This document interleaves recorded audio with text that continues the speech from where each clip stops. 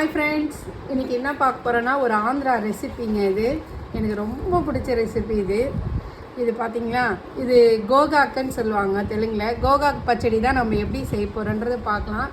இது வந்து சூப்பராக இருக்குங்க. இட்லி, தோசை, சப்பாத்தி, பூரி அப்புறம் வந்து சாப்பாட்டில் போட்டு பிசைஞ்சு சாப்பிட்றதுக்கும் நல்லாயிருக்கும். எல்லாத்துக்குமே ஆப்டாக இருக்குங்க. இது சூப்பராக இருக்கும். நீங்கள் உப்புமா செஞ்சீங்கன்னா கூட அது தொட்டு சாப்பிட்லாம். இது கோகாக் பச்சடி என்னவாங்க. இது நான் வெள்ளை கோகாக் தான் எடுத்திருக்கேன். இன்னொன்று இங்கே பிங்க் கலராக வரும் சிகப்பு கோகாக். அது நான் செய்ய மாட்டேங்க. அது குழம்புறப்பு அதிகமாக இருக்கும்னு நான் ஒயிட் தான் எடுத்திருக்கேன். நான் எப்போவுமே இது பச்சடி தாங்க பண்ணுவேன். இதில் வந்து சில பேர் கடைஞ்சால் ஒரு மாதிரி குழ நம்ம வெண்டைக்காய் கடைஞ்சோம்னா எப்படி இருக்குமோ அந்த குழம்பு எனக்கு பிடிக்காதுன்ட்டுன்னு எப்போவுமே எங்கள் அம்மா கூட இப்படி தான் பண்ணுவாங்க. நானும் இப்படி தான் செய்கிறேன். இந்த கோகாக் பச்சடி எப்படி செய்கிறதுன்னு பார்க்கலாம். சரி, கீரை இது போல் நம்ம புதினா கிள்ளுற மாதிரி தாங்க. வெறும் இந்த காம்பெல்லாம் எதுவும் எடுக்காமல் வெறும் இலை மட்டும் கிள்ளிக்கணும். இந்த வெறும் இலை மட்டும் கிள்ளிக்கணும். இது எப்படி செய்கிறதுன்னு பார்க்கலாம் வாங்க. ఇది ఎలాగ కిల్లిటి కామిக்கிறேங்க. హాయ్ అండి, అందరూ ఎలా ఉన్నారు? బాగున్నారా? ఈరోజు మనం చేయబోయే రెసిపీ ఏంటంటే గోగాకు పచ్చడి. దీన్ని బాగా కడుక్కొని వాష్ చేసుకోవాలి. ఇది ఆంధ్ర స్టైల్ గోగాకు పచ్చడి అండి. ఇది ఎట్లా చేయాలనేది చూస్తాం రండి.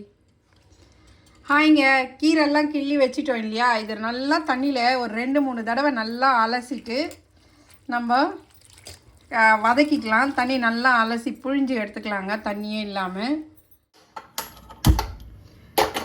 இப்போ நல்லா இது கழுவி வச்சிட்டோங்க. கழுவிட்டு நல்லா தண்ணி இருத்துச்சு. கீரை நல்லா வாஷ் பண்ணி வச்சாச்சு.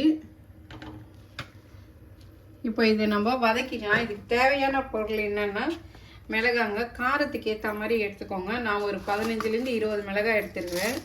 ஒரு 3 ஸ்பூன் எண்ணெய் ஊற்றிக்கின்னு நம்ம இதை நல்லா ஃப்ரை பண்ணி எடுத்துக்கலாம். இது கொஞ்சம் ஸ்பைஸியாக தாங்க இருக்கும், நல்லா இருக்கும். ஆனால் எல்லாத்துக்குமே ஆப்டாக இருக்கும். இட்லிக்கு வச்சுக்கலாம், தோசைக்கு, அப்புறம் பூரி கூட சூப்பராக இருக்கும். எங்கள் பசங்க ரொம்ப பூரிக்கு தான் சாப்பிடுவாங்க. அப்புறம் எண்ணெய் வந்து நெல்லெண்ணெய் கூட ஊற்றிக்கலாங்க. நெல்லெண்ணெய், கடலெண்ணெய், இல்லை ரீஃபண்ட் ஆயில் எதுனா ஊற்றிக்கலாம். நான் கடலெண்ணெயில் தாங்க செய்கிறேன். லாஸ்ட்டாக நம்ம பச்சை எண்ணெய் அது அரைச்சி ஏற்பாடு காமிக்கிறேன். அப்போ நெல்லெண்ணெய் ஆட் பண்ணுவேன் நான்.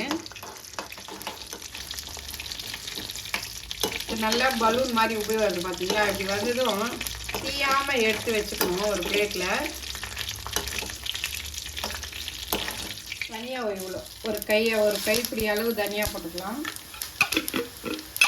தனியாவோட ஃப்ளேவர் இருக்குது, சூப்பராக இருக்கும். இது நான் ஒரு கட்டு கீரை எடுத்துருக்குறேங்க.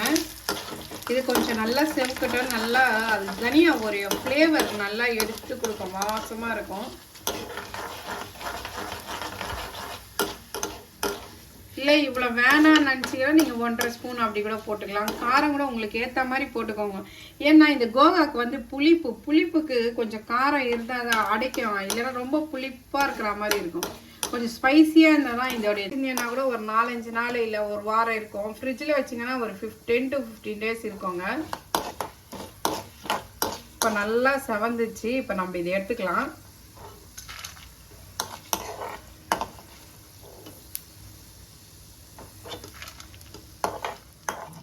ஒரு 1/2 டீஸ்பூனுக்கு கொஞ்சம் கம்மியாகவே வெந்தயம் சேர்த்துக்கோங்க.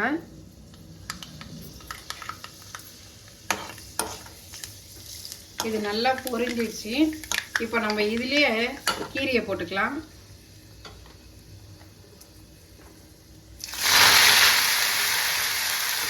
தண்ணி எல்லாம் நல்லா எடுத்துட்டு இந்த கீரை இதுலேயே போட்டு நல்லா வதக்கிக்கோங்க. நம்ம புதினா வதக்குறோம் பார்த்தீங்களா, அந்த மாதிரி இது கொஞ்சமாக குவான்டிட்டி கொஞ்சமாக ஆகிடும்.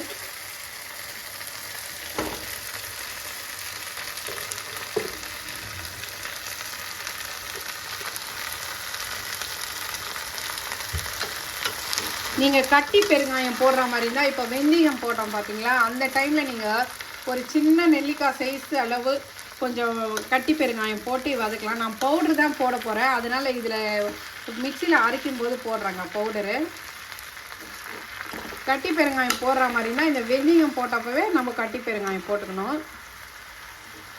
நான் பவுடர் தாங்க போடுறேன். பவுட்ருன்னா யூஸ் பண்ணலாம், எதுனா போட்டுக்கலாங்க. இப்போ நம்ம பவுட்ரு அந்த எண்ணெயில் போட்டோம்னா எண்ணெயிலே போயிடும். அதனால் நான் மிக்சியில் போட்ட ஏற்பாடு போடலான்னு இதை நல்லா வதக்கணுங்க. இந்த கீரையை நல்லா கலர் மாறி நல்லா வதங்கி வரணும். நீங்கள் எங்கன்னா ட்ராவல் போகிற மாதிரி இருந்தால் கூட இதை செஞ்சுட்டு வெறும் சாப்பாடோ இல்லை தயிர் சாதம் இல்லை வெறும் சாப்பாடு எடுத்துக்கின்னு இதே போட்டு நம்ம கலந்து சாப்பிட்டோம்னா கொஞ்சம் கலந்த சொல்ல நெல்லெண்ணெய் விட்டு கலந்து சாப்பிட்டீங்கன்னா சூப்பராக இருக்குங்க. நீங்கள் இப்படி செஞ்சு பார்த்தீங்கன்னா தெரியும், நீங்கள் இந்த கீரையை கடையவே மாட்டீங்க, இதுவே பண்ணுவீங்க. அவ்வளோ சூப்பராக இருக்கும். நல்லா வதக்கினே இருக்கணுங்க. இது இந்த மாதிரி வந்துடும். நல்லா சுருண்டு வந்துடுச்சு பார்த்தீங்களா. நம்ம எவ்வளோ கீரை போட்டோம் அவ்வளோதாங்க. இது நல்லா ஆற விட்டுட்டு அரைக்க சொல்ல பார்க்கலாம் எப்படி அரைக்கிறோன்னு. ஆஃப் பண்ணிடுறேங்க.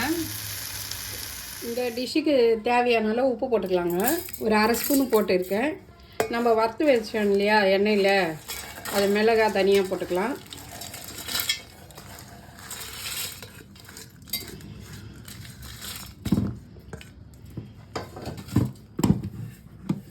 இந்த மாதிரி இந்த அளவுக்கு மசிஞ்சால் போதுங்க.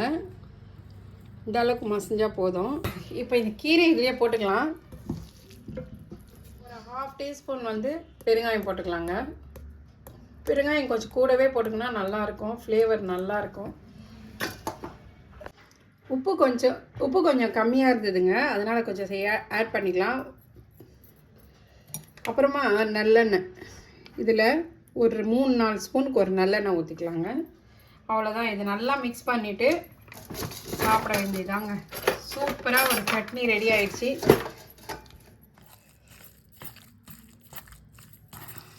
தாங்க நல்லா கலந்து விட்டாச்சு. இது நம்ம இட்லிக்கு தோசைக்கு எதுக்கு வேணாலும் ஆப்டாக இருக்கும். இது சாப்பாட்டில் போட்டு பிசைஞ்சிட்டு கொஞ்சம் நெய்யோ இல்லை நல்லெண்ணெயோ விட்டு கலந்து சாப்பிட்டிங்கன்னா சூப்பராக இருக்கும். வாங்க సాப்பிடலாம். అందరూ రండి భోంచేస్తాం. గోంగూర పచ్చడి ఎలా ఉంది కమెంట్స్లో చెప్పండి. ఈ వీడియో మీకు నచ్చిందంటే లైక్ చేయండి, సబ్స్క్రైబ్ చేయండి, పక్కన ఉన్న బెల్ బటన్ ప్రెస్ చేయండి. Thank you friends, bye.